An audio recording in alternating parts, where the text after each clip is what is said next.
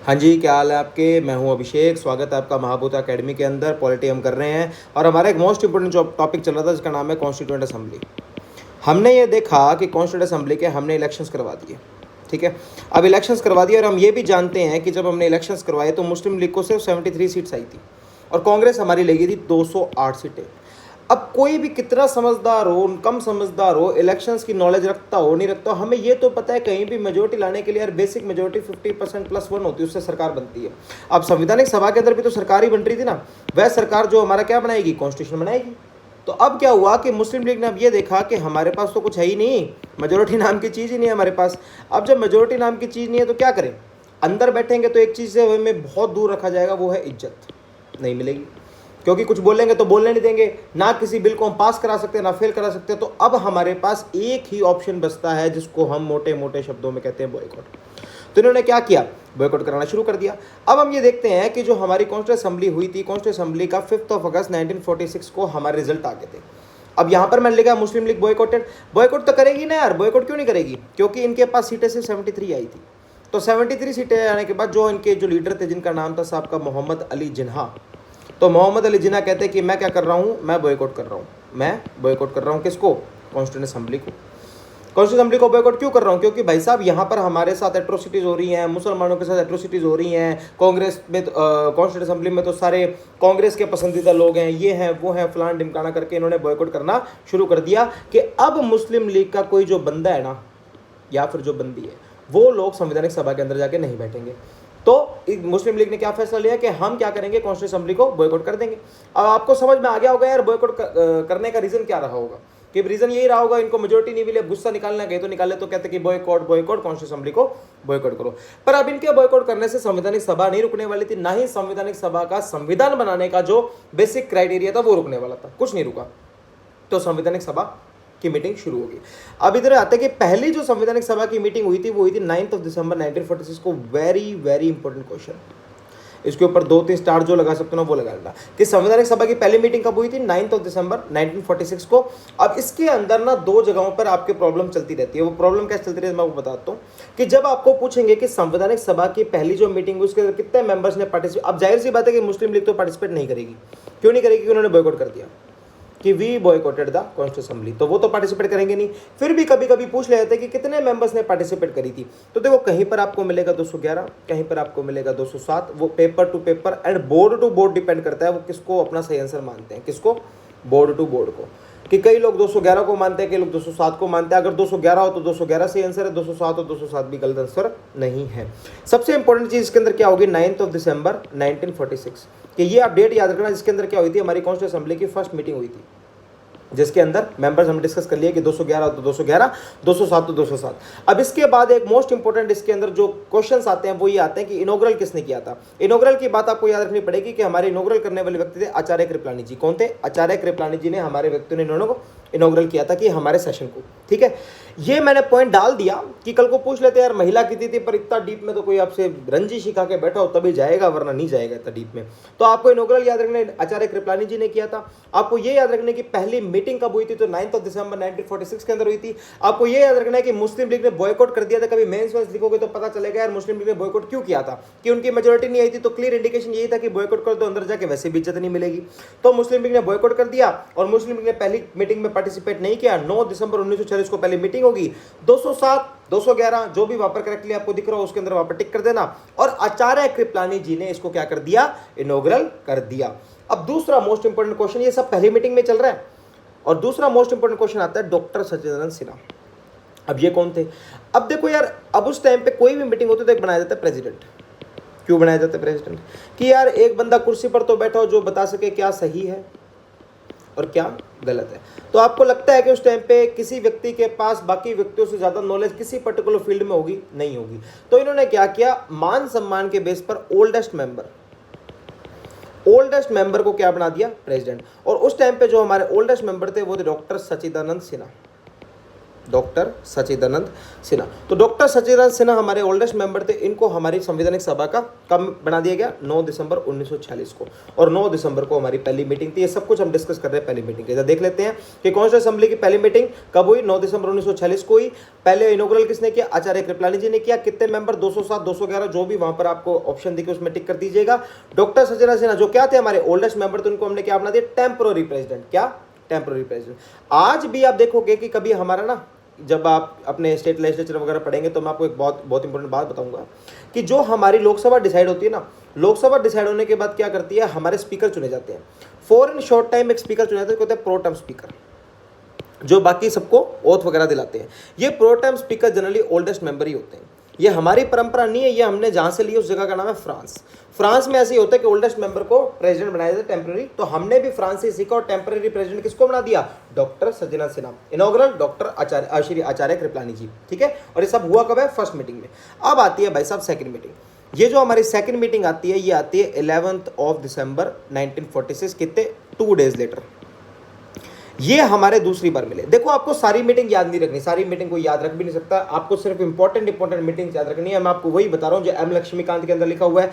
मैं तो ये भी चाहता हूँ कि जब आप पढ़े तो एम लक्ष्मीकांत साथ में लेके बैठे, आप अपनी एम लक्ष्मीकांत साथ में लेके बैठे, क्योंकि वहां पर जब आपके पास किताब साथ में होगी तो आप कंटिन्यूटी से उसको चलते जाएंगे। बाकी रेस्ट एश्योर्ड आपके मन में ऐसा कुछ भी डाउट नहीं आएगा यार कि ये क्या पढ़ा रहा है, एम लक्ष्मीकांत ने दिया नहीं, वो सब कुछ नोट्स का कंपाइलेशन मेरे नोट्स में, आप टेंशन फ्री होकर इसको पढ़ो। तो सेकंड मीटिंग हुई। अब सेकंड मीटिंग में क्या करना था, सेकंड मीटिंग में भाई साहब अब परमानेंट प्रेसिडेंट चाहिए ना, तो परमानेंट प्रेसिडेंट बनाया गया हमारे डॉक्टर राजेंद्र प्रसाद को। अब आते हैं क्वेश्चन पे कि भैया क्वेश्चन कैसे बन सकता है, ये तो तूने बता दिया, तो इस वाले साइड में हम क्वेश्चन कर लेते हैं। देखो अगर क्वेश्चन ऐसा आता है कि first president of constituent assembly, तो फर्स्ट प्रेसिडेंट कौन होंगे हमारे, डॉक्टर सच्चिदानंद सिन्हा, डॉक्टर सच्चिदानंद सिन्हा। अगर आता है first permanent president, permanent word use होता है या फिर स्पेशली टेम्पररी वर्ड यूज होता है, सॉरी परमानेंट वर्ड यूज होता है, क्या हो गया इसको, अगर परमानेंट वर्ड यूज होता है तो हमारे आएंगे डॉक्टर राजेंद्र प्रसाद। ये बात आप बिल्कुल ध्यान रखना, ठीक है। तो डॉक्टर राजेंद्र प्रसाद हमारे पहले परमानेंट प्रेसिडेंट बने और टेम्पररी प्रेसिडेंट बनाए गए थे डॉक्टर सच्चिदानंद सिन्हा। ये बात ध्यान रखना कि डॉक्टर जो सच्चिदानंद सिन्हा बनाए गए थे वो बनाए गए थे फर्स्ट मीटिंग में, और डॉक्टर राजेंद्र प्रसाद जो बनाए गए थे वो बनाए गए थे हमारी दूसरी मीटिंग में 11 दिसंबर 1940 को। फिर यही आगे जाके हमारे राष्ट्रपति के रूप में भी बैठ गए थे, ठीक है। चलो वो बात की बात है। तो was elected the permanent president, और एच.सी. मुखर्जी को हमारे बना दिया गया था वाइस प्रेसिडेंट। तो इसमें आपको 2 इंपॉर्टेंट चीजें याद रखनी है। पहली तो ये कि पहले परमानेंट प्रेसिडेंट कौन बने, तो डॉक्टर राजेंद्र प्रसाद बने, और हमारे पहले वाइस प्रेसिडेंट कौन बने हमारी संवैधानिक सभा के, तो भैया याद रखना डॉक्टर एच.सी. मुखर्जी जी। बाद में मत कहना बताया नहीं था। अब क्या होता है कि कई बोर्ड टू बोर्ड वापस बात आ जाती है कि कई बोर्ड किसी आंसर को सही मानते हैं, तो कई बोर्ड ये भी मानते हैं कि सेकंड मीटिंग 10 दिसंबर को हुई थी, लेकिन जनरल आंसर कई क्या सही माना जाता है, सेकंड मीटिंग 11 दिसंबर 1946 को हुई थी। मैं अपेक्षा करता हूं कि यहां तक आपको किसी प्रकार की कोई भी दिक्कत नहीं आई होगी। अब देखो यार, हमारे वहां पर लोग तो बहुत सारे बैठे थे, उनमें से ज्यादातर जो लोग थे वो नेता थे। क्या थे, नेता। कोई किसी पार्टी से था, कोई किसी वर्ग को रिप्रेजेंट कर रहा था, कोई सोशल वर्कर था, कोई वकील भी थे, ठीक है। पर उनमें से बहुत कम लोग ऐसे थे जिनको संविधान की क्लियर एंड कट नॉलेज थी कि यार संविधान कैसे लिखा जाता है, इसके अंदर कमिटीज कैसे बनाई जाती हैं, कैसे नहीं बनाई जाती। उन्हीं सब गिने चुने लोगों में से एक व्यक्ति का नाम आता है जिनका नाम है B.N. Rao, sir B.N. Rao. इन B.N. राव को संविधान की अच्छी नॉलेज होने के कारण हमने इनको क्या बनाया, कॉन्स्टिट्यूशनल एडवाइजर। क्या बना दिया, एडवाइजर बना दिया कि सब आप बताओ संविधान के अंदर हम बेसिकली क्या क्या डालें, क्या क्या नहीं डालें। बहुत सारे लोग उसमें बैठा करते थे, अलग अलग जगहों पे मीटिंग्स होती थी, बहुत जगह वाद विवाद भी होता था कि मान लो फॉर एग्जांपल कोई एक XYZ नाम की चीज के लेके बिल आ गया, तो उधर से माइनॉरिटीज वाले खड़े होते कि साहब इसमें माइनॉरिटीज का कोई फायदा ही नहीं है, उधर से महिला वर्ग वाले खड़े होते हैं यार इसमें सब महिलाओं को कोई फायदा नहीं है। तो बहुत सारा ट्रबल चलता था। वो कभी मेंस के लिए आप पॉलिटी लोगे तो आपको मैं बोर्ड डिस्क्रिप्शन में उसमें चला जाऊंगा, पर अभी के लिए इतनी जरूरत नहीं है। तो अभी के लिए तो यूं याद रखना, सेकंड मीटिंग में हमारे permanent president doctor Rajendra Prasad और हमारे वाइस प्रेसिडेंट कौन, एच.सी. मुखर्जी। फिर एक बात याद रखना कि B.N. राव को हमारे क्या बना दिया गया, कॉन्स्टिट्यूशनल एडवाइजर। क्यों बनाया गया, क्योंकि संविधान की नॉलेज रखते होंगे। इस अब संवैधानिक पद इनको कॉन्स्टिट्यूशनल एडवाइजर बना दिया तो जाहिर सी बात है इनके कुछ काम भी होंगे।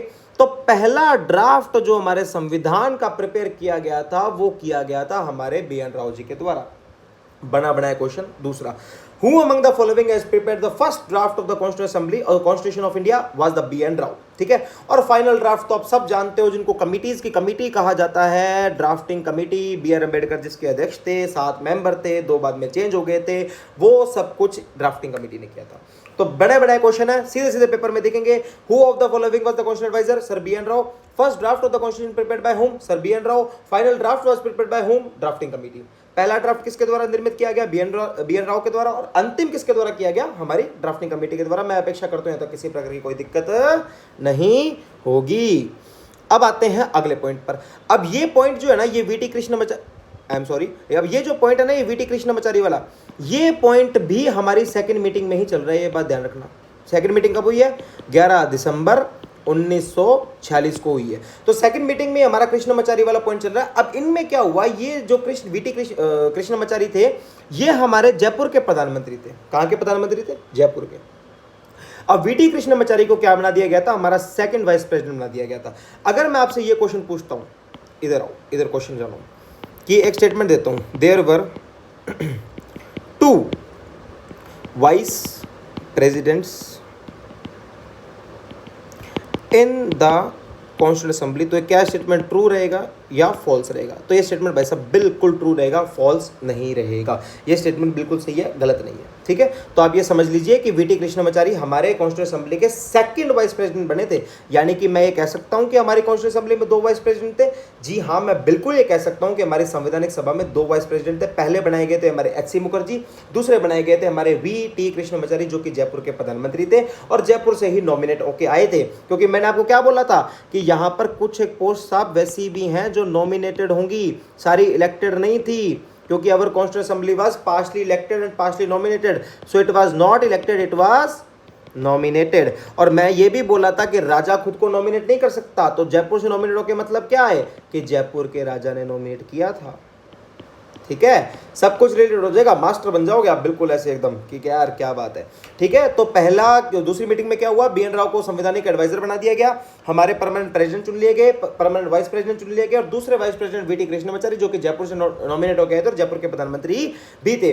अब आप इसमें कंफ्यूज मत होना यार कि जयपुर के प्रधानमंत्री क्यों बोल रहे हैं, जयपुर के नेशन थोड़ी है वो। जब मैं आपको मॉडर्न हिस्ट्री पढ़ाऊंगा तो आपको सब क्लियर हो जाएगा, क्यों कोई प्रधानमंत्री है, क्यों कोई फाइनेंस मिनिस्टर है, कौन मोहन सिंह मेहता, कौन वीटी कृष्णमाचारी, सब क्लियर हो जाएगा। ठीक है, तो कह सकते हैं कि संवैधानिक सभा के 2 वाइस प्रेसिडेंट्स थे। मैं अपेक्षा करता हूं कि यहां तक आपको सब कुछ समझ में आ गया होगा। इतना कुछ हार्ड है भी नहीं, मुझसे पढ़ रहे हो तो बिल्कुल हार्ड नहीं लगेगा। ठीक है, अब हम क्या करेंगे? अब तीसरी मीटिंग करेंगे। तीसरी फिर 2 डेज लेटर होगी। 2 दिन बाद बैठ रहे थे, भगवान जाने कौन सा मुहूर्त निकाला था इन्होंने कि 2 दिन बाद बैठेंगे हम। अब 2 दिन बाद फिर बैठ गए भैया। 2 दिन बाद तारीख आ गई 13 दिसंबर 1946। अब 13 दिसंबर 1946 को एक बहुत ही अच्छी गजब की चीज मिली हमारे संविधान को, जिसका नाम था ऑब्जेक्टिव रेजोल्यूशन। अब ऑब्जेक्टिव रेजोल्यूशन क्या था? देखो यार, हमारा संविधान कैसे बनेगा वो संवैधानिक सभा डिसाइड करेगी। हमारे संविधान के अंदर होगा क्या क्या, बेसिकली ये चीजें तो होनी चाहिए, वो हमारा ऑब्जेक्टिव रेजोल्यूशन होगा। आज के जो हमारे कॉन्स्टिट्यूशन का जो हमारा प्रियम्बल है वो हमारे इसी ऑब्जेक्टिव रेजोल्यूशन के बेस पर ही डिसाइड किया गया। मेजॉरिटी ऑफ चीजें, जिन्होंने थोड़ा मोटा प्रियम्बल पढ़ चुका है, जब मैं अभी उनको ऑब्जेक्टिव रेजोल्यूशन पढ़ाऊंगा उनको वो चीजें स्ट्राइक होंगी, खच खच खच खच की यार ये बातें तो जवाहरलाल नेहरू बहुत समय पहले क्या गए थे।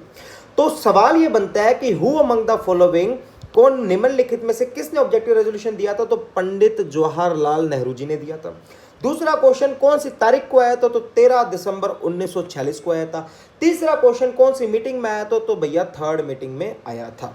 अब थर्ड मीटिंग में आया तो थर्ड मीटिंग की डेट हमें पता चल गई 13 दिसंबर 1946, लेकिन ये हर चीज वहां पर जो आ रही थी वो बिल के रूप में आ रही थी। ऐसे नहीं कि खड़े होकर बोल दे कि आज मेरा मन है ये कर दिया जाए, तो मन की नहीं सुनी जाएगी भैया। बिल का एक बेसिक प्रोसीजर होता है कि बिल आता है तो बिल पास भी होता है। आगे जब स्टेट लेजिस्लेचर पढ़ेंगे सब बताऊंगा पास होने के बाद क्या क्या होता है। तो बिल आता है तो बिल पास भी होता है। तो 13 दिसंबर 1946 को बिल आया और 22 जनवरी 1947 को ये पास हो गया ऑब्जेक्टिव रेजोल्यूशन। अब मोस्ट इंपोर्टेंट थिंग याद रखना, आने की डेट भी और पास होने की डेट भी। दूसरी इंपॉर्टेंट थिंग ये याद रखना, कौन लेके आया था? पंडित जवाहरलाल नेहरू लेके आए थे। अब हम ये देखते हैं कि भाई साहब हमारे ऑब्जेक्टिव रेजोल्यूशन में था क्या क्या, ऐसा क्या क्या था उसके अंदर जिसमें मैंने इतनी बड़ी बात कह दी कि हमारे आज का संविधान का जो प्रियम्बल है वो ऑब्जेक्टिव रेजोल्यूशन के ऊपर ही डिपेंडेंट है। तो भाई साहब अभी बता देते हैं आपको क्या क्या था। वो ये था कि यार देखो, पहले तो हमारे जवाहरलाल नेहरू जी ने बोला कि हमारा जो इंडिया, जो कि हम भारत देश बना रहे हैं, वो कैसा होगा? वो इंडिपेंडेंट होगा। इंडिपेंडेंट होगा तो इंडिपेंडेंसी किससे चाहिए हमें? फॉर एग्जांपल अभी हम किसकी कॉलोनी है? ब्रिटिशर्स की, क्योंकि तारीख किसकी बात चल रही है?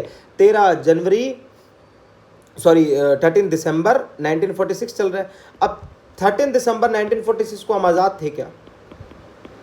नहीं थे। हम कब हुए? 15 अगस्त 1947 को, ठीक है। जो एक्ट पास किया गया जिसका नाम था इंडिया, ये पेन बहुत मोटा है यार, इंडिपेंडेंस एक्ट 1947। ये वो हथौड़ी थी जिससे हमारे हाथों में भरी बंधी हुई जो जंजीरें थी ब्रिटेन सरकार के द्वारा, उनको तोड़ दिया था इंडियन इंडिपेंडेंस एक्ट 1947 के तहत, सॉरी, ठीक है। तो इसके तहत हम आज़ाद हो गए थे, पर अब तक हम आज़ाद नहीं है। तो जवाहरलाल नेहरू जी क्या बोले? जवाहरलाल नेहरू जी बोले हमारा देश कैसा होगा? इंडिपेंडेंट होगा, सोवरेन यानी कि संप्रभुता से भरा होगा। संप्रभुता का मतलब ये होता है कि हम जो हमारे, मैंने शायद पहले भी बताया था इसी वीडियोस में, कि हमने जो हमारे फैसले लेंगे वो फैसले के ऊपर किसी का कोई भारी कंट्रोल नहीं होगा। तीसरा मोस्ट इंपोर्टेंट वर्ड आता है रिपब्लिक। अब रिपब्लिक ऑफ इंडिया तो सबने सुना है, वर्ड जानते भी हो, बट बहुतों को ये नहीं पता था क्यों रिपब्लिक ऑफ इंडिया, क्यों, क्या मतलब होता है रिपब्लिक का। देखो आज मैं बता देता हूँ आपको। ये देखो, ये है हमारा इंडिया, मैप पे मत जाना, ये है हमारा इंडिया। इंडिया की जो सबसे सुप्रीम पोस्ट होती है वो होता है हेड ऑफ द नेशन। कौन होता है? Head of the constitution, head of the nation. ये हेड ऑफ द नेशन की जो पोस्ट होती है ना, ये हेड ऑफ द नेशन की पोस्ट को हम कहते हैं राष्ट्रपति, हमारे आदरणीय जो अभी है हमारी श्रीमती द्रौपदी मुर्मू जी। ये पोस्ट जब इलेक्शन से आएगी ना, जब इलेक्शन से आएगी तो उस पर्टिकुलर नेशन जिसमें इलेक्शन से आती है तो वो बन जाता है रिपब्लिक नेशन। अगर मैं ब्रिटेन में चलूं, मैं किस में चलूं? ब्रिटेन में। ब्रिटेन में जो किंग है वो क्या इलेक्शन से आता है क्या? या क्वीन है वो क्या इलेक्शन से आती है क्या? नहीं आते ना। तो ब्रिटेन रिपब्लिक होगा क्या? जी नहीं, ब्रिटेन रिपब्लिक नहीं नहीं नहीं होगा। यार बहुत गंदा करता हूँ मैं इसको, ठीक है। तो ब्रिटेन रिपब्लिक नहीं होगा। लेकिन इंडिया के अंदर क्या हमारे जो राष्ट्रपति जी हैं वो राष्ट्रपति जी चुन के आते हैं क्या? बिल्कुल आते हैं साहब। चाहे डायरेक्ट इलेक्शन होता है, पर इलेक्शन तो इलेक्शन है। तो head of the nation elected हो गया तो ऑटोमेटिकली हमारा नेशन कैसा हो गया? हमारा नेशन हो गया रिपब्लिक, ठीक है। तो मैं अपेक्षा करता हूं यहां तक कोई दिक्कत नहीं होगी। तो हमारे कौन बोल के जवाहरलाल नेहरू जी आके ऑब्जेक्टिव रेजोल्यूशन की पहली बात, इंडिया को क्या बनाएंगे? इंडिया को बनाएंगे हम इंडिपेंडेंट, जो कि बिल्कुल बनाएंगे साहब। दूसरा, हम इंडिया को कैसा बनाएंगे? सॉवरेन, यानी कि संप्रभु, हमारे डिसीजन पे किसी का भारी कंट्रोल नहीं होगा। तीसरा कैसा बनाएंगे हम? रिपब्लिक, क्योंकि हमारे जो हेड ऑफ द नेशन होंगे वो कैसे होंगे? इलेक्टेड। मैं अपेक्षा करता हूं कि पहले पॉइंट एकदम आपको क्लियर हो गया होगा, हम दूसरे पॉइंट पे चल सकते हैं। देखो, एक इंडिपेंडेंट इंडियन यूनियन बनाई जाएगी। अब इंडिपेंडेंट इंडियन यूनियन का मतलब यहां पर सारा का सारा जो प्रेशर दिया जा रहा है ना, वो सारा का सारा प्रेशर दिया जा रहा है टेरिटरी पर। क्या? टेरिटरी पर। क्योंकि जब मैंने आपको स्टेट की डेफिनेशन पढ़ाई थी उसमें मैंने टेरिटरी भी एक पॉइंट डाला था, दूसरा पॉइंट आपको डाला था पॉपुलेशन, तीसरा पॉइंट डाला था सोवरेनिटी। चलो वो बात की बात है, पर अभी के लिए आपको इतना समझ में आ गया कि अब जब जवाहरलाल नेहरू यहाँ पर बात कर रहे हैं इंडियन यूनियन की, तो यूनियन के अंदर क्या फोकस दे रहे हैं? टेरिटरी के ऊपर। कि भारत की टेरिटरी में कौन कौन होगा भैया? तो टेरिटरी में होगा एक तो हमारा ब्रिटिश इंडिया, कि जो एरियाज ब्रिटेन के कंट्रोल में भारत की टेरिटरी में थे वो ब्रिटिश इंडिया होगा। दूसरा, वो इंडिया के प्रिंसली स्टेट्स जहां पर राजाओं का कंट्रोल था। किसका राजाओं का कंट्रोल था? राजाओं का कंट्रोल था। जहां से कैसे आते थे? नॉमिनेटेड लोग आए थे ना। किसके अंदर? संवैधानिक सभा के अंदर। कौन आए थे? एक एग्जांपल दे दो, जैसे वी.टी. कृष्णमाचारी। कहां से आए थे? जयपुर से आए थे भैया। किसने भेजा था? किंग ने नॉमिनेट करके भेजा था। तो वो प्रिंसली स्टेट्स। तो इंडियन यूनियन के अंदर पहले कौन होंगे? British India. दूसरा कौन होगा? Indian princely states. तीसरे होंगे अदर इंडियन रीजन्स, जैसे कि गोवा और पौंडीचेरी। अब ये क्या है कि गोवा और पौंडीचेरी ना तो ब्रिटेन के हाथ में थे ना प्रिंसली स्टेट्स के हाथ में थे। अब जैसे कि गोवा क्या बीजापुर के सुल्तानों के पास था, पौंडीचेरी पोर्तुगीज, अब चलो वो मॉडर्न हिस्ट्री का टॉपिक है, पर आप ये ध्यान रखना कि ये उन दोनों के पास नहीं थे, तो ये टेरिटरीज भी इंडियन यूनियन के अंदर आ जाएंगी, ठीक है। अब ये तो हो गया। फॉर एग्जाम्पल एक ऑप्शन, एक एग्जाम्पल लेते हैं। देखो बहुत ही गंदी हैंडराइटिंग है मेरी। एग्जाम्पल लेते हैं कि ये हमने क्या बनाया? एक इंडिया बनाया। क्या बनाया? इंडिया, ठीक है। अब इंडिया के अंदर ये टेरिटरी जो वो है जो किंग्स के पास थी, ये टेरिटरी वो है जो हमारे ब्रिटेन के पास थी, यानी कि ब्रिटिशर्स के पास थी। ये टेरिटरी वो है जो किसी के पास नहीं थी। मैं आपको एक बार लिख देता हूँ। फॉर एग्जांपल ये तो थे किंग्स के पास, कि यहाँ राजा रूल कर रहे हैं, यहाँ ब्रिटेन रूल कर रहे हैं। अब यहाँ और बहुत सारी पावर्स हमारे अंदर आई थी यार। हमारे पोर्तुगल्स भी हमारे पास आए थे, डैनिश आए थे, ठीक है। तो ये अब सब हमारे पास अंदर आए थे। तो अब इनके पास भी तो कुछ टेरिटरीज थी। तो हमने ये पॉइंट डाला ऑब्जेक्टिव रेजोल्यूशन के अंदर कि ये भी आ जाएगी, ये भी आ जाएगी, ये भी आ जाएगी। कुछ एक बाहर टेरिटरीज और थी। ये वो टेरिटरीज हैं जो कायदे से तो नहीं आती, पर इनको अगर वॉलंटरली ज्वाइन करना इंडियन यूनियन को तो वो बिल्कुल कर सकते हैं। ये बात भी हमारे ऑब्जेक्टिव रेजोल्यूशन में किसने लिख दी, हमारे पंडित जी जवाहरलाल नेहरू के द्वारा लिख दी गई कि अदर स्टेट्स और territories which are trying to join India voluntarily, कि अपनी मर्जी से ज्वाइन करना चाहते हैं तो हमें कोई दिक्कत नहीं है। तो ये हमारा दूसरा पॉइंट हो गया। अब हमारे जवाहरलाल नेहरू जी क्या कहते हैं, देखो यार हिंदुस्तान के जो यूनियन होगी ना उसके अंदर ऑटोनॉमी एंड रेजिडुअरी पावर्स जो है वो स्टेट्स को दी जाएंगी। ठीक है, अब मैं बताता हूँ ऑटोनॉमी रेजिडुअरी पावर्स क्या होती है। आ जाओ इधर बहुत बढ़ गया तो इधर चलते हैं, इधर चल देते। देखो क्या वर्ड यूज किया, ऑटोनॉमी, और दूसरा क्या, रेजिड्यूरी। देखो यार रेजिड्यूरी पावर का मतलब ये होता है कि फॉर एग्जांपल मैंने कोई पावर का डिस्ट्रीब्यूशन किया, ये मैं हूँ, ठीक है, मैंने पावर का डिस्ट्रीब्यूशन किया पर्सन नंबर 1 में, पर्सन नंबर 2 में और पर्सन नंबर 3 में। ये पावर थी इस पर्टिकुलर ब्लॉक से रिलेटेड, इस पर्टिकुलर ब्लॉक से रिलेटेड मैंने इन पावरों का डिस्ट्रीब्यूशन 1, 2 और 3 में कर दिया। लेकिन आपको लगता है क्या कि ये 3 पावर्स में सारा ब्लॉक संभल जाएगा? कुछ ना एक पावर तो पक्का होगी जो रह जाएगी, जो रह जाएगी। ये जो रह जाएगी पावर होती है वो रेजिड्यूरी होती है। अब मैं यूं बोल दूंगा जो रह जाएगी पावर है ना, वैसे तो एक काम 1 संभाल लेगा, एक काम 2 संभाल लेगा, एक काम 3 संभाल लेगा, जो रह जाएगी पावर है वो 4 के पास जाएगी, चाहे कुछ भी रह गई हो। इसी रह जाएगी पावर को कहते हैं रेजिड्यूरी पावर। मैं अपेक्षा करता हूँ कितने शॉर्ट डेफिनेशन में आपको ये समझ में आ गया होगा। तो residuary power and autonomy power किसको दे दी कि हमने, स्टेट्स को दे दी कि जो राज्य उसके अंदर बनेंगे। ठीक है, अब ऑटोनॉमी मतलब कि अपना जो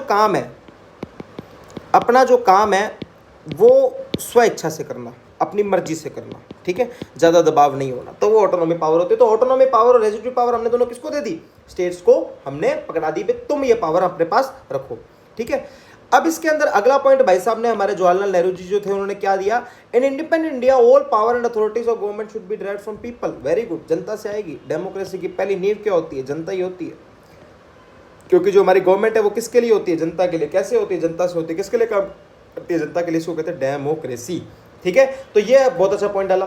ठीक है, अब अगला आता है कि हमारे संविधान में, सॉरी हमारे जो ऑब्जेक्टिव रेजोल्यूशन है कि नेशन कैसा बनेगा, उसके अंदर हम देंगे justice, social justice, economical justice and political justice. कौन कौन से justice, social justice, economical justice and political justice. चलो समझते हैं सोशल, इकोनॉमिकल, पॉलिटिकल क्या होता है। देखो सामाजिक न्याय, सामाजिक न्याय मतलब अगर कोई व्यक्ति के पास, ये व्यक्ति 1 है और ये दूसरा और बना देता हूँ, इस व्यक्ति के पास जो है वो 1 करोड़ है, ठीक है, इस व्यक्ति के पास 1 लाख है। ठीक है, अब 1 करोड़ और 1 लाख वाले व्यक्ति के सामाजिक इनइक्वालिटी ना हो तो ऐसा जस्टिस हम उन्हें प्रकार करेंगे। हालांकि होता है पर बात थी कि भी नहीं होगी, सामाजिक इनइक्वालिटी हम आपके बीच में नहीं करने देंगे। इकोनॉमिक जस्टिस, अब इसी चीज को कमाने की जो शक्ति है वो आदमी के पास रहेगी, ऐसा किसी के पास फाउंडेशन नहीं हो जाएगा तो इससे तक कमा ही नहीं सकता। पॉलिटिकल जस्टिस, ये तो आपको पता ही है, बहुत भर भर के पॉलिटिकल जस्टिस है। कोई भी व्यक्ति चुनाव में लड़ सकता है, कोई भी व्यक्ति वोट कर सकता है, बेसिक क्वालिफिकेशन दी गई है, पर जस्टिस है, न्याय है आपके पास। तो कौन से 3 न्यायों की बात करती है, सोशल, इकोनॉमिकल एंड पॉलिटिकल। अगली बात क्या बोले, हम आपको क्या देंगे, हम देंगे भाई साहब को फ्रीडम। देखो ये freedom of thought, expression, belief, faith, worship, ये जो 5 चीजें ना, ये ऐसी की ऐसी ही प्रेम्बल में डाल दी। किस में डाल दी, प्रेम्बल में। ये 5 चीजें ऐसी कैसी प्रेम्बल में डाल दी। ठीक है, लेकिन हमारा जो ऑब्जेक्टिव रेजोल्यूशन था उसमें 3 चीजें एक्स्ट्रा थी। एक तो था वोकेशन, एक था एसोसिएशन, दूसरा था एक्शन। तो टोटल चीजें कितनी थी हमारे फ्रीडम, 8 प्रकार की। किसमें थी, ओआर यानी कि ऑब्जेक्टिव रेजोल्यूशन में। 5 कहाँ है हमारी प्रीएम्बल में। ये 5 पहले वाली 5 thought expression, belief, faith, worship, लेकिन 8 चीजें thought expression, belief, faith, worship, vocation, association and action. ये 8 चीजें हमारी बोली थी किसने, पंडित जवाहरलाल नेहरू जी ने, कि कहां पर होनी चाहिए, हमारे ऑब्जेक्टिव रेजोल्यूशन में होनी चाहिए। ठीक है, in the realm of law and morality, ये बस आप इसके अंदर जरा मत पूछो, कानून के संदर्भ में होनी चाहिए और मोरालिटी के संदर्भ में होनी चाहिए। कोई भी ऐसे इन फ्रीडम का इस्तेमाल करते हुए आप ऐसा कोई काम नहीं कर सकते जैसे लॉ वायलेट हो जाए या मोरालिटी वायलेट हो जाए। ठीक है, तो ये आगे भी पढ़ेंगे, अपने कोई खास बात नहीं है। तो फ्रीडम दे दिया और जस्टिस दे दिया। जस्टिस कौन से दे दिया, social, economical, political, freedom, thought expression, belief, faith, worship, ये 5 अभी भी प्रेम्बल के अंदर है। और वोकेशन, एसोसिएशन, एक्शन, ये 8 चीजें टोटल हमारी ऑब्जेक्टिव रेजोल्यूशन के अंदर थी। अब अगली चीज दी हम equality, equality of status, opportunity before the law. ठीक है, कि भी अब हमारे यहाँ पर इक्वालिटी ऑफ स्टेटस भी है, इक्वालिटी ऑफ अपॉर्चुनिटी भी है और कानून के सामने सब इक्वल है। इनमें से ये 2 ही हमारी प्रेम्बल के अंदर है, प्रेम्बल के अंदर है। पर ये तो इंसाफ, ये तो ना इंसाफी होगी ना अगर बिफोर द लॉ को हम छोड़ दे। तो चलो ठीक है, हम इसको आर्टिकल 14 के अंदर डाल देते हैं। तो इसको हमने आर्टिकल 14 के अंदर डाल रखा है। लेकिन प्रेम्बल के अंदर हमारी कौन से सिर्फ equality of status end of opportunity है। प्रेम्बल अभी पढ़ाऊंगा आपको, ऐसा मत समझना कि यार मैं सिर्फ उन्हीं लोगों के लिए बात कर रहा हूँ जिनको प्रेम्बल पहले से आता है, ऐसा कुछ नहीं है। अपने सब नए हैं, मैं भी नया हूँ, क्योंकि मैं भी एक एस्पिरेंट हूँ, आप भी एक एस्पिरेंट हो। आप अपने गोल तक पहुंचना चाहते हो, मेरे 2 काम है, आपका 1 काम है। आपका काम है आपके गोल तक पहुंचना, मेरे 2 काम यह है कि आपको भी पहुंचाना और खुद भी पहुंचना। तो सब कुछ पढ़ेंगे, पर अभी के लिए याद रखें जो equality of status and opportunity and before the law, जो 3 चीजें हमारे जवाहरलाल नेहरू ने ऑब्जेक्टिव रेजोल्यूशन में दी, उनमें से जो स्टेटस एंड अपॉर्चुनिटी है वो तो प्रेम्बल में आज भी है, लेकिन जो बिफोर द लॉ है वो कहाँ है हमारा आर्टिकल 14 के अंदर। ठीक है, आर्टिकल 14 में फंडामेंटल राइट्स हमारे शुरू होते हैं, वो आपको पढ़ाएंगे। तो ये सारी चीजें हमारी ऑब्जेक्टिव रेजोल्यूशन के अंदर किसने बोली? पंडित जवाहरलाल नेहरू जी ने। अगला पॉइंट आता है स्पेशल सेफगार्ड। अब इसमें बोला कि यार देखो आज भी हमारे पास एक चीज है रिजर्वेशन, मैं इस पर कोई कमेंट नहीं करूंगा और ना ही मैं समझता हूँ मेरी कोई हैसियत है इसके ऊपर कमेंट करने के लिए, पर आपको बेसिक बातें बता देता हूँ। देखो क्या होता है ना, एक जनरल बता दो रिजर्वेशन क्या होता है। ये पर्सन 1 है, ये पर्सन 2 है, दोनों का गोल यहाँ है। ठीक है, इसके पास क्या था कि एक स्केटबोर्ड था जो इसने अपनी मेहनत से लिया था, बिल्कुल भाई साहब, और ये क्या है, ये है पैदल, ये बाय फीट जाएगा। ठीक है, तो क्या लगता है दोनों में जल्दी कौन पहुंचेगा अपनी डेस्टिनेशन पर? यही पहुंचेगा ना। तो अब इसकी गलती क्या है कि इसके पास स्केटबोर्ड नहीं है, और इसकी उपलब्धि क्या है कि इसके पास स्केटबोर्ड पहले से है। कोई गलती नहीं है ना कोई उपलब्धि है। तो हमने क्या किया, क्यों ना भाई तो एक काम कर, तू तेरी रेस यहाँ से शुरू कर ले, क्योंकि इसके पास स्केटबोर्ड है, जल्दी भागेगा, तू तेरी रेस यहाँ से शुरू कर ले। तो यही इन शॉर्ट में क्या होता है, रिजर्वेशन होता है। अब इससे डीप में नहीं जाएंगे अपने। तो यही जो मैंने इसको यहाँ से यहाँ तक खड़ा किया ना, इसको कहते हैं स्पेशल सेफगार्ड। तो क्या लगता है इसको दूंगा कि मैं स्पेशल सेफगार्ड नहीं दूंगा, सिर्फ इसको दूंगा। ठीक है, वो आगे क्यों दूंगा आके देख लेना। तो आ गया special safeguard should be taken to protect the interest of the following minorities. पहले तो ये आ गया। एक आपको अभी एक वर्ड बता, तो आगे आपको बहुत सारे लोग, आप पता नहीं कहाँ पढ़ोगे, किससे पढ़ोगे, सब बता देंगे, आपको जरूरत नहीं है, फिर भी मुझे पता है आप जाओगे। तो ये वर्ड कॉन्स्टिट्यूशन में डिफाइंड नहीं है, यानी कि हमें नहीं पता माइनॉरिटी क्या होती है। सिंपल एक डेफिनेशन, जो प्रचलित डेफिनेशन अकॉर्डिंग टू द माननीय सुप्रीम कोर्ट ऑफ इंडिया, उन्होंने ये बोला हुआ है, those who are not majorities are minorities. ठीक है। दूसरा बैकवर्ड एंड ट्राइबल एरियाज। तीसरा socially deprived, backward and depressed other backward classes. देखो पहले तो माइनॉरिटीज को हम स्पेशल सेफगार्ड देके उनको आगे पहुंचाएंगे, बैकवर्ड एंड ट्राइबल एरियाज जो है हम उनको आगे पहुंचाएंगे, जो हमारी सोशली डिप्राइव्ड क्लासेस हैं उनको भी हम आगे लेके जाएंगे। तो इन सब के लिए ऑब्जेक्टिव रेजोल्यूशन के अंदर माननीय जवाहरलाल नेहरू जी क्या बोले कि क्या देंगे हम, स्पेशल सेफगार्ड। मैं अपेक्षा करता हूं कि यहां तक आपको सब कुछ समझ में आ गया होगा। Maintaining the integrity of the Indian territory and sovereignty right over the water land sky. अब सुन लो, भारत की अखंडता का पूरा ध्यान रखना है। अब आपको थोड़ा सा एक लंबा जाएगा, अब ये टॉपिक ना, ये मेरे को खुद को बस यही प्रॉब्लम आती है कि बार बार अंदर घुस जाता हूँ। यूएसए देखा है आपने, यूएसए का फुल फॉर्म क्या होती है, United states of America, right. कि बहुत सारे स्टेट्स एक साथ जुड़े आके, इन बहुत सारे स्टेट्स को बोल दिया गया, क्या बोल दिया गया, अमेरिका। तो यही तो है यूनाइटेड स्टेट्स ऑफ अमेरिका। जब भी तो सबका अलग अलग है, जुडिशरी अलग, अपना एग्जीक्यूटिव अलग और लेजिस्लेचर सबका अलग अलग है। जब भी तो वहां पर क्लियर सेपरेशन ऑफ पावर है, मैं आपको पहले बता चुका हूं। ये जो हमने अमेरिका वहां पर बनाया, तो वो यूनाइटेड स्टेट्स, सारे स्टेट्स एक साथ आके इन्होंने कॉन्ट्रैक्ट किया और कॉन्ट्रैक्ट करके एक अमेरिका बना दिया। तो अब यहां पर क्या है कि डिस्ट्रक्टिबल है, क्या है, डिस्ट्रक्टिबल। पर क्या इंडिया ऐसा है क्या? इंडिया अगर यहाँ ये इंडिया है, तो इंडिया के अंदर इन स्टेट्स का कोई एग्रीमेंट हुआ था क्या कि साथ में सारे संघ मिलकर आएंगे और एक बड़ा सा नेशन बनाएंगे? नहीं, हमारे स्टेट्स नेशन से हैं, नेशन स्टेट से नहीं है। तो we are indestructible, we are indestructible. हम नहीं टूट सकते, टूटेंगे नहीं। We are integrated. आज भी हमारे स्टेट ऐसा कोई नहीं है कि पंजाब कहते मेरे को अलग होना है, पड़ती नहीं कहते अलग होना है। ऐसे कैसे अलग होना है भैया? राजस्थान कहते अलग होना है, क्यों अलग होना है? कोई अलग नहीं होना। तो आप सब अंदर ही रहोगे। We are the indestructible union of the indestructible states, but America is the indestructible union of the destructible states. ये बात ध्यान रखना। ये आगे और भी आएंगी चीजें, बहुत सारी बातें निकलेंगी, पर अभी के लिए इस पॉइंट का मतलब समझा रहा था कि हमें क्या चाहिए, integrity of the Indian territory, अखंडता। किसी भी परिस्थिति में भारत के जो स्टेट्स हैं वो टूटेंगे नहीं। टूटने का मतलब अब ऐसे मत समझ लेना कि तेलंगाना आंध्र प्रदेश वाला के मेरे को एग्जांपल देने लग जाओ। यूं थोड़ी यार, पंजाब अगर मान लो राजस्थान यहाँ है तो वो अलग हो गया। यहाँ से राजस्थान के तो 2 टुकड़े हो सकते हैं, आर्टिकल 3 और 4 उनको पावर देता है। राजस्थान के 2 टुकड़े हो ही सकते हैं, लेकिन राजस्थान हिंदुस्तान की टेरिटरी थोड़ी बाहर जा सकता है यार। तो वो बेसिकली बात है। तो वो बोला इंडिया की जो यूनियन है वो इंडिस्ट्रक्टिबल होगी, कुछ नहीं टूटेगा अंदर से, टेंशन मत लो आप। तो वो इंटीग्रिटी बना के रखनी है हमें। दूसरा हमारा सोवरेन यानी कि संप्रभु अधिकार होगा। किसके ऊपर अधिकार होगा हमारा? वो हमारा अधिकार होगा वाटर, लैंड एंड स्काई के ऊपर। अगला पॉइंट इन्होंने दिया कि एंशिएंट टाइम से इंडिया की एक स्पेशल प्लेस है वर्ल्ड के अंदर। बिल्कुल, क्यों प्लेस है? हम क्या कहते थे खुद को? लोग कहते हैं सोने की चिड़िया। यार काफ़ी पैसा वैसा है हमारे पास यार, उस टाइम पर तो था, ब्रिटिश ने लूट के ले गए, कोई बात नहीं।